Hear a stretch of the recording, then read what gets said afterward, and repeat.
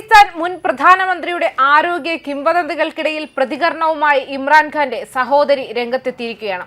ഇമ്രാൻഖാന്റെ സഹോദരിയായ അലീമ ഖാൻ പാകിസ്ഥാന്റെ നീതിന്യായ വ്യവസ്ഥയെയും സർക്കാരിനെയും രൂക്ഷമായി വിമർശിച്ചിരിക്കുകയാണ്. ഇമ്രാൻ ഒറ്റപ്പെട്ടവനാണെന്നും കുടുംബ സന്ദർശനങ്ങൾ തടഞ്ഞിട്ടുണ്ടെന്നും പറഞ്ഞു. പൊതുജന രോഷം കാരണം അധികാരികൾ അദ്ദേഹത്തെ ഉപദ്രവിക്കില്ലെന്ന് പറഞ്ഞുകൊണ്ട് ആരോഗ്യ കിംവദന്തികൾ അവർ തള്ളിക്കളയുകയും ചെയ്തു. മാത്രമല്ല, പാകിസ്ഥാന്റെ 27ാം ഭേദഗതിയെക്കുറിച്ചും പ്രതികരിക്കുകയും ചെയ്തിട്ടുണ്ട്. അതിനെ തിരഞ്ഞെടുപ്പ് തട്ടിപ്പ് എന്നാണ് ആരോപിച്ചത്. അവർ അദ്ദേഹത്തിന്റെ തലയിലെ ഒരു രോമം പോലും തൊടാൻ ധൈര്യപ്പെടില്ല. മുൻ പാകിസ്ഥാൻ പ്രധാനമന്ത്രി ഇമ്രാൻഖാന്റെ സഹോദരി അലീമ ഖാൻ മുന്നറിയിപ്പ് നൽകിയത് ഇങ്ങനെയാണ്. അദ്ദേഹത്തിന്റെ സുരക്ഷയെക്കുറിച്ചുള്ള അഭ്യൂഹങ്ങളെ അഭിസംബോധന ചെയ്തുകൊണ്ട് പാകിസ്ഥാന്റെ നീതിന്യായ വ്യവസ്ഥയുടെ അഭൂതപൂർവമായ തകർച്ച എന്ന് അവർ വിശേഷിപ്പിച്ചതിനെ നിശിതമായി വിമർശിക്കുകയും ചെയ്തു. കോടതി ഉത്തരവുകൾ ഉറപ്പു നൽകിയിട്ടും കോടതി നിർദ്ദേശിച്ച ചൊവ്വാഴ്ചത്തെ മീറ്റിംഗ് സ്ലോട്ടുകളിൽ നിന്നും കുടുംബാംഗങ്ങളെ വിലക്കിയതിനാൽ ഇമ്രാൻഖാൻ കുറഞ്ഞത് 6 ആഴ്ചയെങ്കിലും ഒറ്റപ്പെട്ടിരിക്കുകയാണെന്നും അലീമ ഖാൻ പറഞ്ഞു. എല്ലാ കാര്യങ്ങളിലും അവർ കോടതിയെ അവഹേളിക്കുന്നു. CNN ന്യൂസ് 18 നൽകിയ പ്രത്യേക സംഭാഷണത്തിലാണ് അവർ വ്യക്തമാക്കിയത്. നീതിന്യായ വ്യവസ്ഥ പൂർണ്ണമായും തകർന്നിരിക്കുന്നു. നല്ല ജഡ്ജിമാരുണ്ട്, പക്ഷേ അവരുടെ സ്വയംഭരണാവകാശം പിൻവലിക്കപ്പെട്ടിരിക്കുന്നു. സർക്കാരിനെയും ഫീൽഡ് മാർഷൽ അസിം മുനീറിനെയും വിമർശിച്ചുകൊണ്ട് അവർ അതിനെ വ്യക്തിപരമായ 27ാം ഭേദഗതി എന്ന് വിശേഷിപ്പിച്ചതുൾപ്പെടെയുള്ള സമീപകാല ഭരണഘടനാ മാറ്റങ്ങളുമായി ബന്ധപ്പെടുത്തുകയും ചെയ്തു. കുറച്ചാളുകൾ നിയമത്തിൽ നിന്നും പൂർണ്ണമായ പ്രതിരോധം നൽകുന്നുവെന്നും അവർ പറഞ്ഞു. ഇത് നമുക്കെല്ലാവർക്കും വേണ്ടിയുള്ള യാഥാർത്ഥ്യ പരിശോധന എന്ന് വിളിച്ചു. ഇമ്രാൻഖാന്റെ ആരോഗ്യസ്ഥിതിയെക്കുറിച്ചും അദ്ദേഹത്തിന്റെ മരണത്തെക്കുറിച്ചുള്ള അഭ്യൂഹങ്ങൾ ഉൾപ്പെടെയുള്ള ഊഹാപോഹങ്ങൾക്കിടയിൽ 3-4 ആഴ്ച മുൻപ് നടന്ന തന്റെ അവസാന കുടുംബയോഗത്തിൽ അദ്ദേഹം മികച്ച ആരോഗ്യവാനാണെന്നും അലീമ ഖാൻ പറഞ്ഞു. അദ്ദേഹം വാർദ്ധക്യമോ അസുഖമോ മൂലമാണ് മരിച്ചതെന്ന് അവർക്ക് അവകാശപ്പെടാൻ കഴിയില്ല. പ്രശ്നം ഇതാണ്, ഇപ്പോൾ അദ്ദേഹത്തിന്റെ ആരോഗ്യം എങ്ങനെ സ്ഥിരീകരിക്കും? 3 ആഴ്ചയായി ഞങ്ങൾ അദ്ദേഹത്തെ കണ്ടിട്ടില്ലാത്തതിനാലും ആർക്കും ബന്ധപ്പെടാൻ കഴിഞ്ഞിട്ടില്ലാത്തതിനാലും അദ്ദേഹം സുഖമായിരിക്കുന്നുവെന്ന് നമുക്ക് എങ്ങനെ അറിയാം? എന്നിരുന്നാലും അധികാരികൾ അദ്ദേഹത്തെ ഉപദ്രവിക്കാൻ സാധ്യതയില്ലെന്നും അവർ തറപ്പിച്ചു പറയുകയാണ് ചെയ്തത്.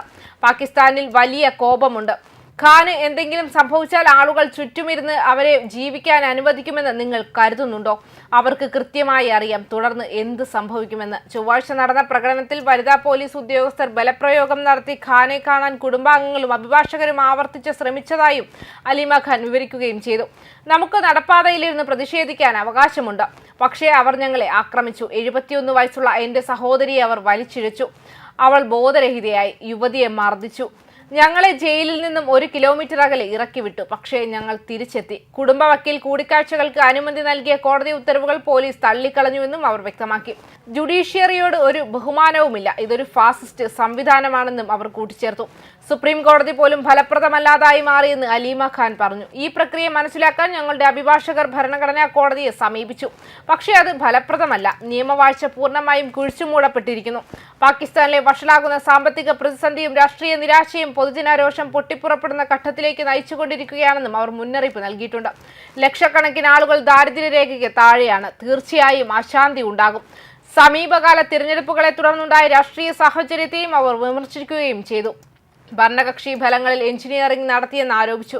നവാസ് ഷെരീഫിന്റെ പാർട്ടിക്ക് 14 സീറ്റുകൾ മാത്രമേ ഉണ്ടായിരുന്നുള്ളൂ, പക്ഷേ അവർ തിരഞ്ഞെടുപ്പുകൾ മോഷ്ടിച്ചു, അവർ വ്യക്തമാക്കി.